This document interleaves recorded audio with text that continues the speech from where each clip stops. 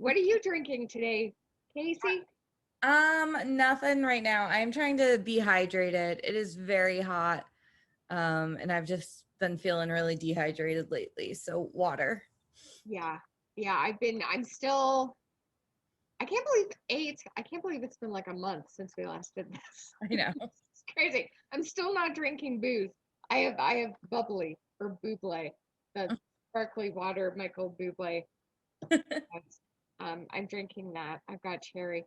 I kind of feel like it would be a good day for a nice cocktail, but it's hot as balls here in Toronto too. So it's not. Yeah. But this is episode 2 of the Mary podcast, and I got such nice comments on the first one that we did, and folks messaging me saying I want to be a guest on your podcast. So I feel like we're gonna have some friends join us. Which is great. I'm so excited. I'm super pumped too. And we made a promise last episode that every time we do this, we're going to change our backgrounds to a different location. Where are you for today's show? And if we start adding guests, we're gonna, I think there's only so many settings they have in this show. We're gonna Yeah, have to like start getting real creative. Like that one time they went to Mexico. right. But I am in Rhoda Morgenstern's apartment. And Indeed. since we're talking about parents and parental relationships and such, Rhoda has a very strong one or strong thing to talk about. Um, Yeah, especially in distinct, that location there. distinct one with her mother. So I thought it would be appropriate. Oh no, that is completely appropriate. And I am in another part of Mary's first apartment. I'm in her little funky, awesome kitchen. There she is there getting some dinner ready for Bess, who's right there. Can I just point out quickly? I just downloaded this background. For all the times that I watched the Mary Tyler Moore show, where the key is over my shoulder, I never noticed that R on her wall. Is that an R? It looks, Yeah, huh? never noticed that. Must be an R for Richard. She's got the big M for Mary and little R for Yeah. Richard. Is that new to you too? Because I've been looking at it going, I think that's an R, and that's the first time I've ever seen that. That is, I also, looking at your background, my first thought was this is very cluttered because I feel like normally Mary's stuff feels Yeah. like that looks like my apartment, not Mary's. It's very cluttered. Lovely apartment. From what I've seen on Zoom. Lovely apartment. And then in Rhoda's apartment, it's kind of cut off at the top of your Zoom. But with Mary, she's got her initials M and R, and then Rhoda's is etc. Oh yeah, that's what this. I'm circling it with my mouse as if you could Yeah, see, but there it is. Mhm. And you're imaging there. yeah, I've been trying to figure out if there's any symbolism behind her having that rather than her initials. I don't know. I Mustn't don't know. be. I can't think of anything clever off the top of my head. I can't either. It's too hot. Maybe that'll have to be an episode like dissecting the apartment and what it means for the characters. Exactly. Obviously, Rhoda has a color palette going on. Totally. This is my I could live very easily in an apartment that was designed like this. I feel like as a lady of the 70s, I suit my decade. This is kind of my jam. Yeah, I think the only thing I would hate about Rhoda's is the lack of kitchen. Yeah, yeah, because she's what just got the hot plate thing going. Yeah, I think she Yeah, has a mini fridge too somewhere, but hot plate and a mini fridge. yeah. I dated a guy who didn't have a kitchen. He basically lived in Rhoda's apartment, and he had a hot plate and a fondue pot, and we did the dishes in the bathtub. Yep. I'm currently dating a guy who doesn't have a kitchen. And we do the dishes at my place Well, because I'm the one cooking. that makes sense because for a hot second there, I thought you cooked at his place and then walk the dishes over to your place. No, That's so weird. we just don't do anything at his place. Oh my goodness. I have not seen my guy's kitchen yet, but soon. Soon I'll get over there. Pandemic keeping people apart. Um, but what we're going to talk about today, speaking of keeping people apart and relationships and whatnot, we're going to dive in today. Another theme of the Mary Tyler Moore Show that still has transcended all these years and still holds up are the relationships we have with our parents and the fact that we are of a certain age and not parents, much like Mary on the show. And yeah, she Rhoda especially has quite the hot potato relationship with her mom, played by the phenomenal Nancy Walker, uh, who I got to know as the Bounty lady. She did a commercial for Bounty paper towels. That's how I like when I watch the show in repeats. I'm like, oh my god, that's the Bounty lady. Yeah, she's done more than that. I was gonna say, like, I feel like she's had quite the Yes. career, and with such a, I think one of the reasons they were able to pitch the Rhoda show as a spin-off was that Rhoda and her mother relationship. Yeah, yeah, that for me, looking at the relationship that they have with each other, and I get along with my parents quite well. I mean, we still bicker a heck of a lot, but the relationship is pretty solid. But there's so many little nuggets between her and her mom that I can relate to, specifically in season 2. I'm going to get this episode title wrong. A Girl's Best Mother Is Not Her Friend. It aired in October of 1971. But her mom comes to visit, and the whole dressing alike thing. My mom and I do that without talking to each other. We've shown up to events down to like the jewelry being the exact same. Wow. Yeah. I can tell, and I was worried about this. I was like, is this the episode just going to be a therapy session where we talk about our mothers? Which, hopefully not. Maybe that reminds me of me. Let's talk about my relationship with my mom. But I can say that has never happened to me in my life. In fact, my mother and I still argue about if that outfit should be worn out of the house, not like from a appropriate or risque standpoint, but I was like, Mom, that doesn't match. That like this, Right. you know, wear that color with that color. She's like, it doesn't have to match. It coordinates. I'm like, that it doesn't coordinate either then.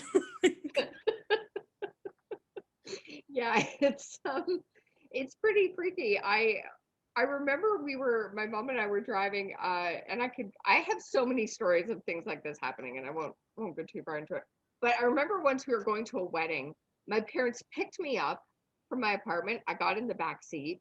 We took a bit of a rest, like did a rest stop thing on the way to the wedding. Got out of the car, and my mom and I realized we were wearing the exact same thing.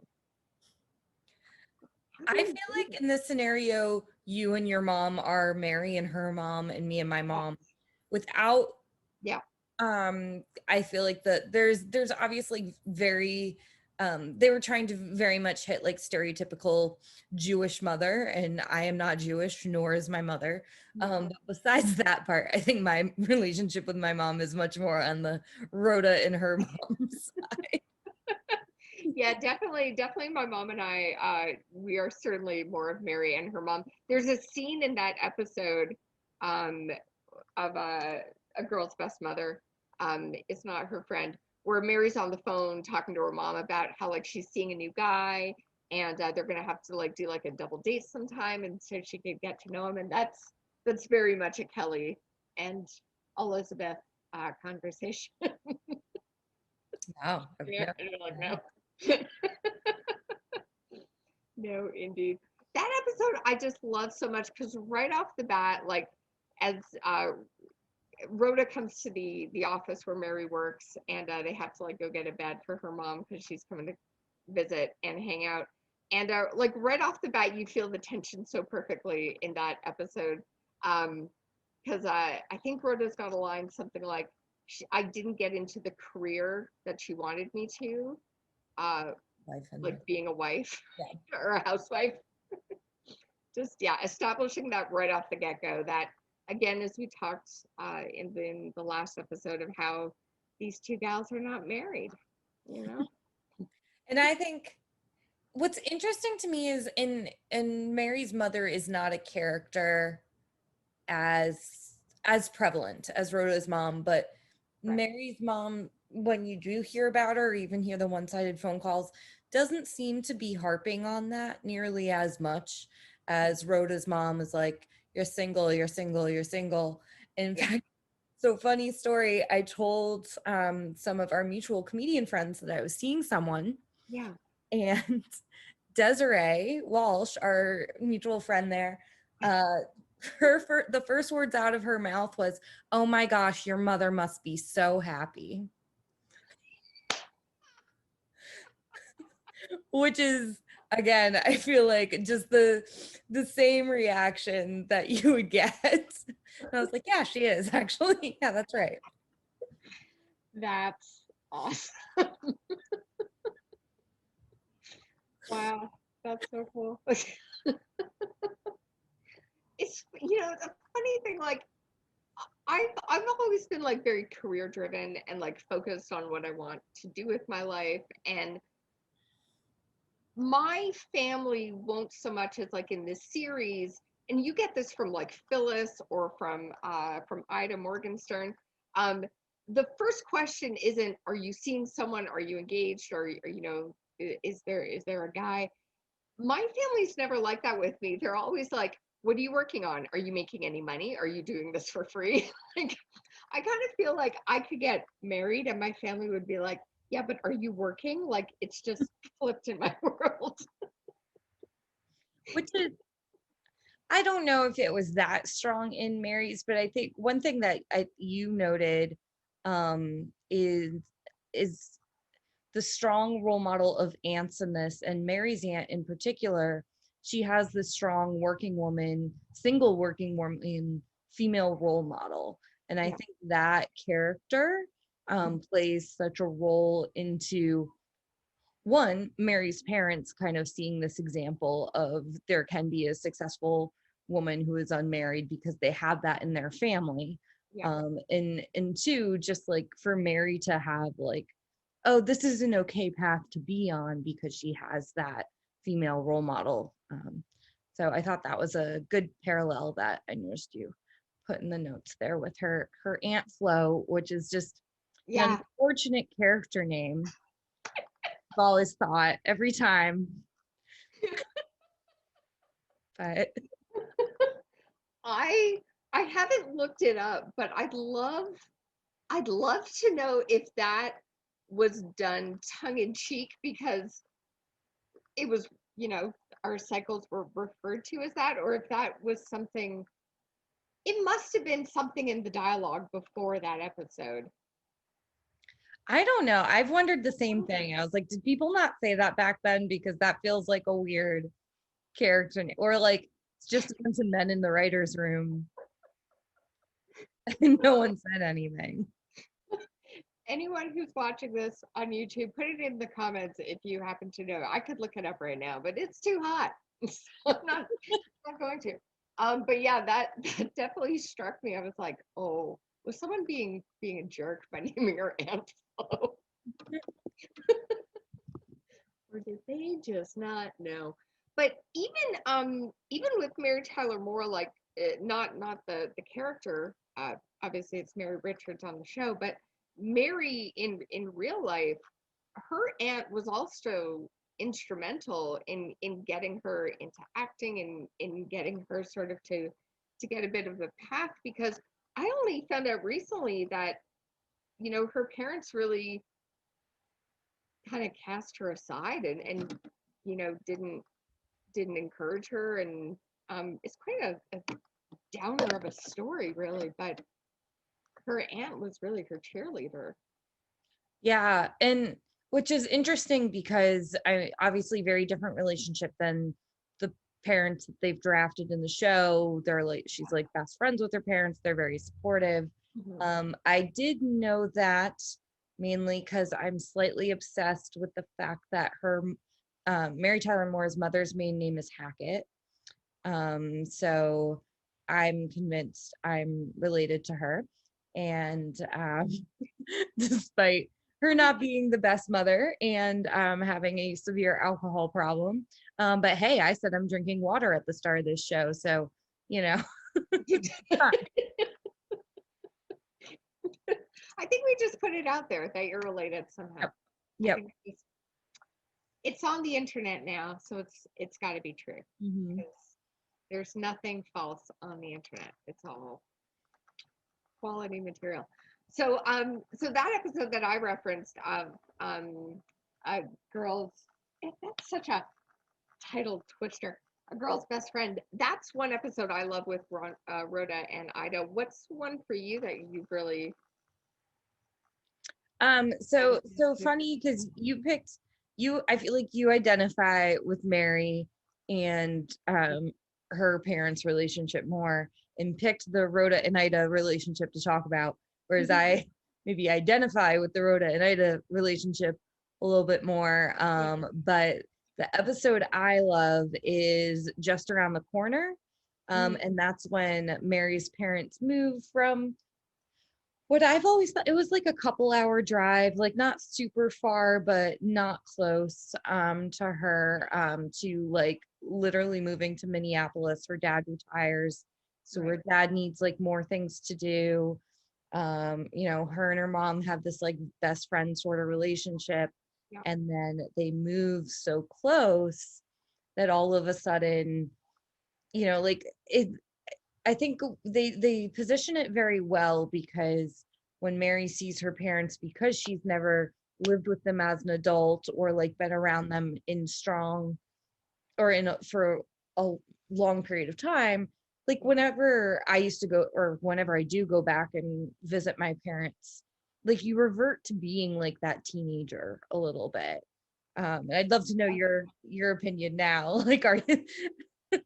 It's funny you mentioned that episode because I feel like that's now my world. I That's mean, I now live with my parents again because COVID, you know, yeah. yay. Just a super good time to be a restaurant hostess and a stand-up comic. Um, so yeah, I've had to move back home and I have always I mean, I'm 43. I moved out for the first time when I was 18 and I've just moved back into the house. So I've like always had a really great relationship with my parents, having them over, that bestie kind of Mhm. vibe that Mary has with her mom. When I go on the road to do stand up, my mom comes with me and sort of acts as like my manager type. It's so she just wants to get out of the house, so she's like, "I'm coming with you to New York." So Oh that kind of my God, thing. that's adorable. My mom would never do So we are really tight. Um, and I get on equally as well with my dad, and he'll go with me if I've got to do like a show in Montreal, like drives with me. Now that I'm back in the house and I'm seeing them with my adult eyes but also like my teenage eyes again, it's a strange dynamic where I'm like, I need my space. that. Like, you it's yeah, it's kind of funny that when you get kind of too close, you get a little claustrophobic, and you just need that little. Yeah, and I think this episode or that episode just around the corner does that very well because like it was always kind of okay that you were reverting to your more adolescent self because it was temporary, it was like a vacation, but now like this is life. Like they need to see you as an adult, you need to see yourself as an adult. And the show throws dating in the mix, Mhm. with your parents being so close, which is so this is, I think I've talked about it before, this episode has stuck with me my entire life. Yeah, Me and yeah. mainly because I can't believe they did this in the 70s in like I think it's season 2, so like 71. Let me just check. Yeah, I have it up right here. I think it's 71. It might be season 3. It came out June 16th, 1972, so you're right, season Yeah, 3. season 3. Okay. Um, But 1972, yeah. and Mary's mom was calling. Oh no, I think it was Mary's dad actually. Mary's dad was calling her, and it was later in the evening. She wasn't answering, so then he just like started getting very worried and continued calling every hour on the hour all night. And she finally got home at like 7 in the morning to then shower and get ready to go to work, as I too have done as an adult. And would not want my, like you stay out all night with the man, whatever that may mean, and they don't specify what that means. You may have gotten some sleep in there, you may not have, who knows. uh, but you know to have that, like, well, you weren't home, but I didn't want you to think I was checking up on you, but you weren't home. Yeah. And yeah, so that episode has just stuck with me for forever. Just from the adrenaline of like, oh, other people are getting home at 7 a.m. showering and then going to work. Yeah. Exactly. And she totally has her life together. She's not, a floozy kind of lady. She's got her stuff. But yeah, having those moments kind of stick with you, like seeing that uh maybe not necessarily, I'm going to assume when you saw the episode putting those pieces together 100%, but something like that that sticks with you. Um Another episode for me that really kind of sort of solidified the pride I have in being an aunt, is the care and feeding of parents episode from season 2. That's one I really really dig because in the episode, Bess, who's right behind me, has this essay, and there's talk between Phyllis and Mary of like maybe getting it published because of who Mary knows. And there's a moment in the episode where Bess comes to Mary at the office, and she refers to her as Aunt Mary, and she needs some advice because her mom's really pushing her to do something she doesn't want to do, and she needs a grown up to talk to and get another perspective from. And for me, as someone who doesn't have kids, that episode's always kind of stuck with me, because I'm a gal who's never particularly wanted children, but I've always loved kids around me, and my nieces and my nephews. I became an aunt when I was 10 years old. My sister is 16 years older than I am, and there's something about that relationship that I feel doesn't get enough credit and enough validation, because you think a lot of people may think, oh, you're an aunt, like you did nothing for the conception of this child, or you're not helping it raise it day to day. And that for me is like on a completely different end of what you were just talking about.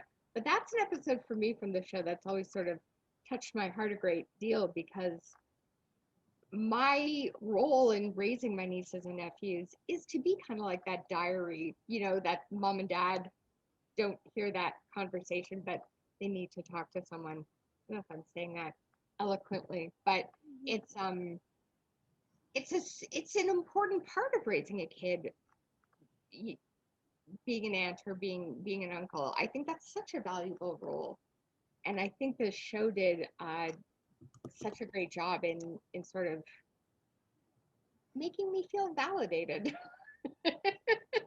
Well, I think an episode that like jumps onto that even more, and where she really does kind of take a step in playing a pivotal role in Bess's life, is the birds and the bees episode, which is called actually the birds and the bees, These. because Mary produces I guess a documentary sort of educational PBS kind of style show on her news channel about sex. So Yeah. then Phyllis asks her to have the talk with Bess, which is so funny because it's like it's the first episode of season 2 I'm seeing. Yep. Um and so much of season 1 is Phyllis lecturing Mary on how to be a mother, how much she knows, giving her parenting books even if she's just babysitting Bess, like just really laying it on thick of just like how smart and how many books she read and all that. And then Yep. it's like, oh, but can you handle this like major talking point, please? Did your parents give you the talk?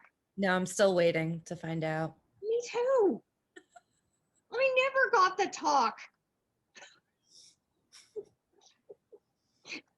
Now, if any of my siblings, I mean, I've got two older nieces and nephews, but Ellen Cohen are 1 and 4 respectively.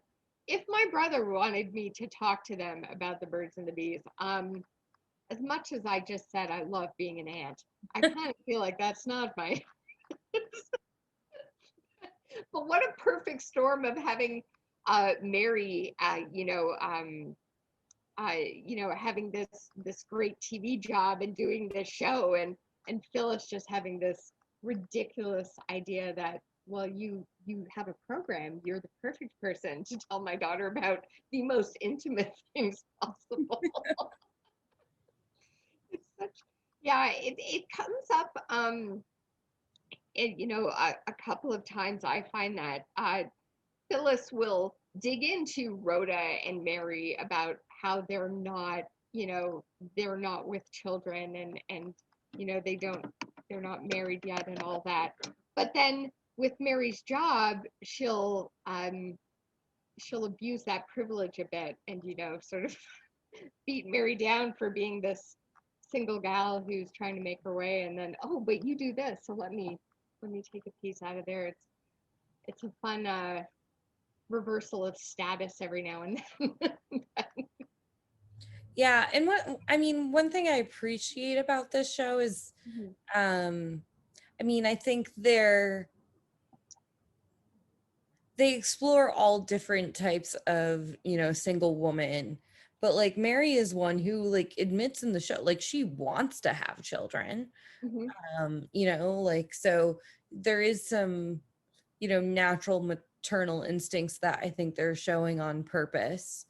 Yeah, yeah, So I appreciate that they're just not like, oh, it's like you're either the working woman or you're the wife and mother. Like you can be both. You just got to find your own path to get there. yeah, and yeah, they do a really wonderful job in showing how Mary's character uh, can use those instincts that she has, not necessarily towards her own child, but towards like going back to the theme song of the show, "Love Is All Around." She's showing her love towards Bess as as if Bess was her own kid, and just caring about her equally as much and putting that love towards her. Um, and yeah, just showing those different sides, because you're right. It's not. Yeah, she's never someone who's outright said she never wants kids. At the start of the episode or the start of the series, she mentioned of how she was looking to get married, Mhm. but she just the show just does such a great job of just highlighting how um like it could very easily have gone down the road of being a show about a girl looking for her dream guy, and Mhm. it didn't do that, or a gal looking to be a single mom, didn't do that. She was trying to live as a fulfilled life as possible, and keeping all that love in her heart open to everything around her, and which I think just makes even today just for such a great character to watch still, and just not feeling like you need to be put into housewife box, check, okay, then that's it. You can do all these other things.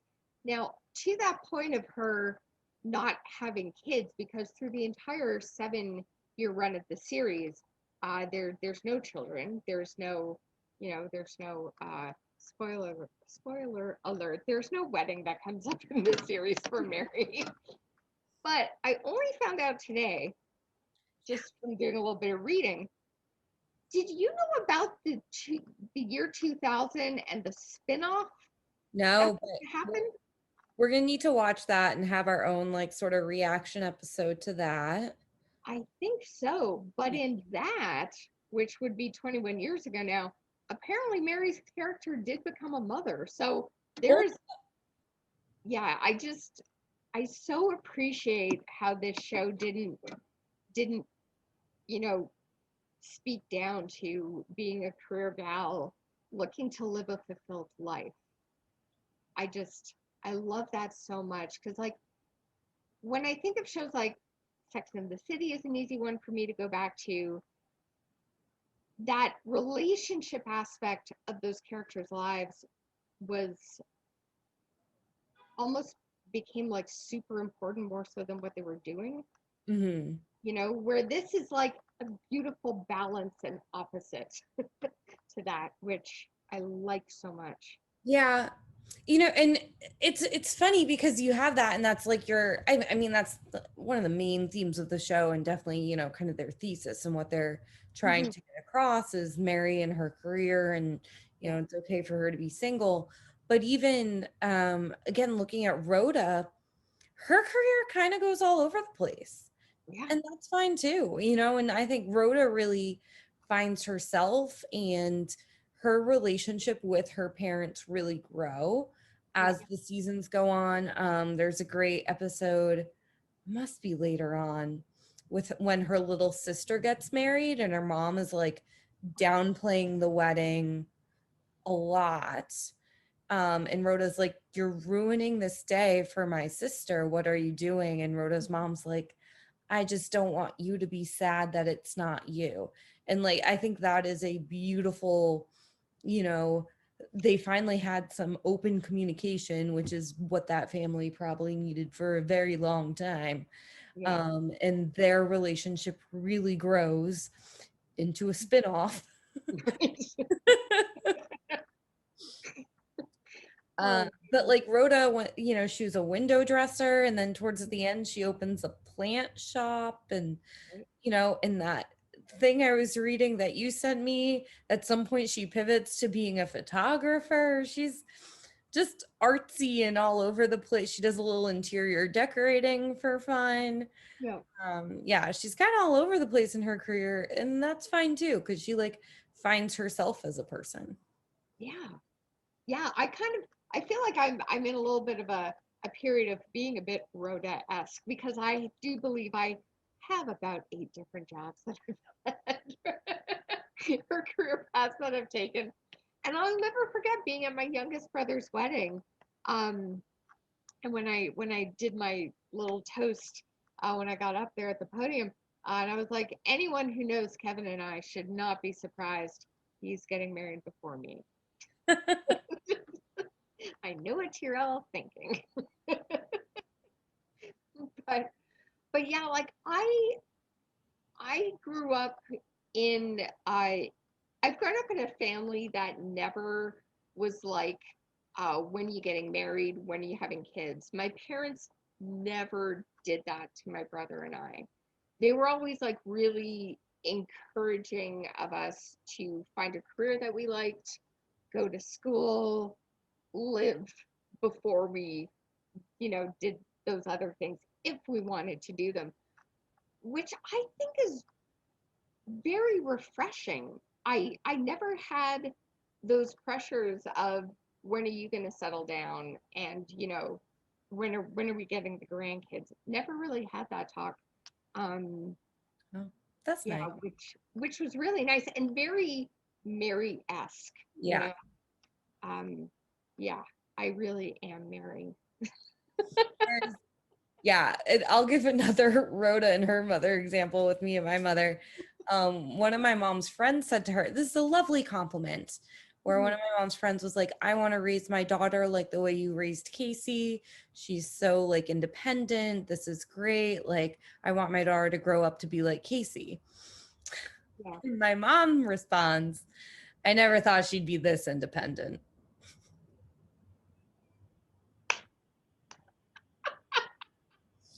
Cool. Yeah. She wasn't trying this hard. I wrote down a line. It wasn't from Ida, but it was from Phyllis, from the care and feeding of parents.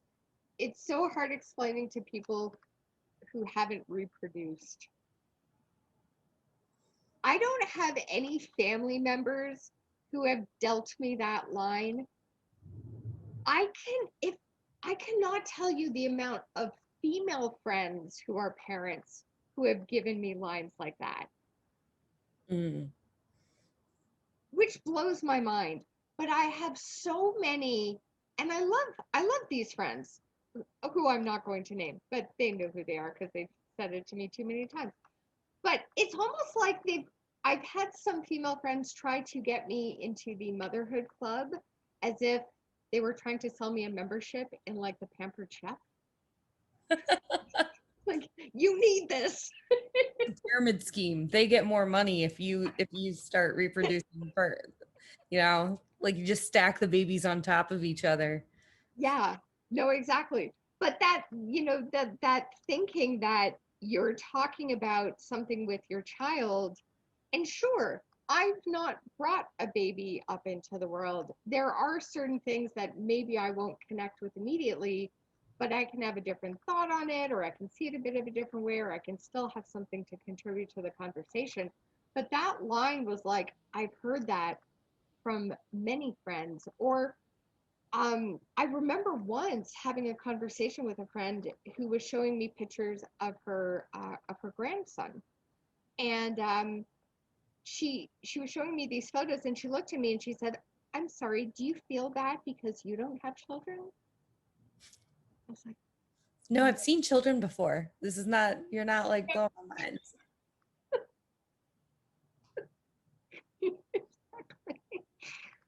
"Why are people people?" Jeez.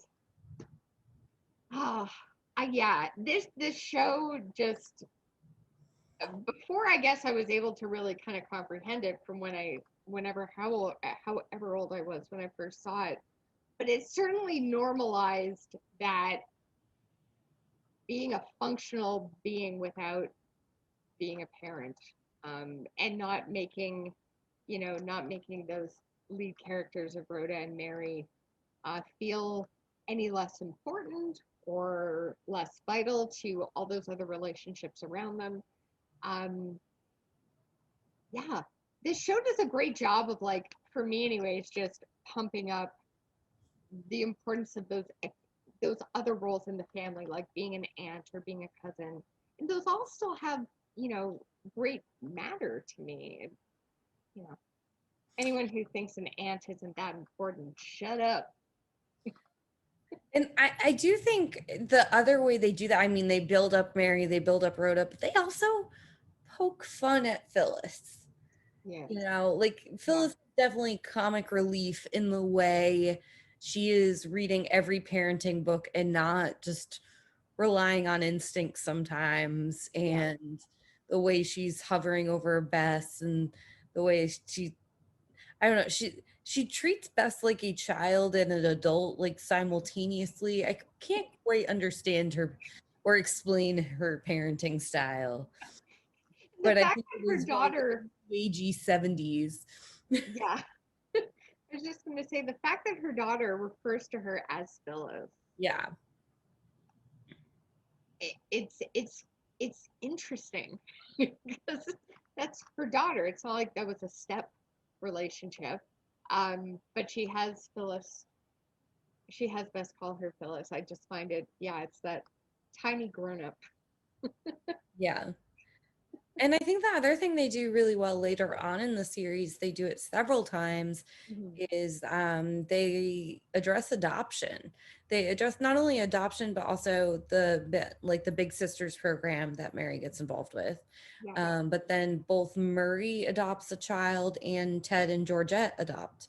They both adopt sons. Mhm. So they really kind of destigmatize that as well. Um, which, I appreciate, like they really kind of span like this is this is okay in all the forms. Yeah. Yeah. That there's not one rule book for, you know, how to have your family or what your family looks like necessarily, or uh yeah, how to run your life. Yeah, it's just such a perfect it's just such I it's a show I wish I could just like dive into my screen and be in, because to me it's just this like perfect scenario, much like in a very different style uh Schitt's Creek was as a series for me. I found that series just like everything was accepted, as things should be. There was no like um they just lived, those characters lived in a world where this was cool, this kind of relationship, that kind of relationship, this way to be or way to live, which this series does. It's just everything is that's just okay in how it is. And they bring up the conflicts as they do, as certain Mhm. conversations have over each episode. But what an awesome world to be in, if that could be it, that I wouldn't have to like deal with, certain appointments where people just assumed my kids were at daycare while I was at the appointment. Like, I don't have kids. Like, that's okay. Maybe I will adopt in a year or two from now. I don't know. But the fact that I don't in this moment is fine. And you can still have this great fulfilled life and these amazing people in it and do all these things and still contribute to society and still be happy and still be, you know, it's yeah. Still be part of a family, which I think is your kind of point about being an aunt, and kind of the I think the argument a lot of people like can't get past is like, well, later on in life you're gonna have no one. And it's like, and Yeah. this show really, like, no, it's all about relationships, and you can build your life and have this great network of relationships, of friends who feel like family, of other family members, and all of this stuff. And it's gonna be fine, it's gonna be good. You probably, that aunt role will probably turn into a very grandmother feeling role, as you get older, and that's gonna be great too. I think this has been a good discussion on just, the fact that it is a-okay to be a gal in the world and not be a mom. It's fine. Like, thank you, Mary. But and also about the various relationships one can have. So there's like the twofold, because there's like the adult and parent relationship, but also your relationship with your parents, and how those relationships differ, Hmm. and how what you have may not be what the person living next door to you has in that same relationship. And neither of those relationships are wrong, like, and you don't have to. And that's what I think, they show in one episodes, like Ida really tries to be the other mother, and it's like, no, that just doesn't work for our personalities. Like, Yeah. you be you, I'll be me. This is how we've done it all this time. Hmm. And I think, just like, you and me, it sounds like we have very different relationships with our parents, but Yeah. that's, kind of what made us who we are. Exactly. And that's why they're therapists. Yeah. That's why they're stand-up comedians.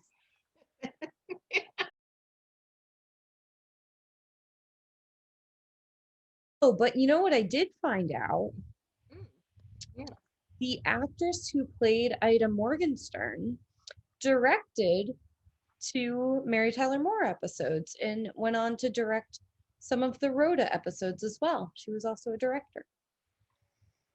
No way. Yeah. Oh my Speaking goodness. of strong, badass women, Nancy Walker.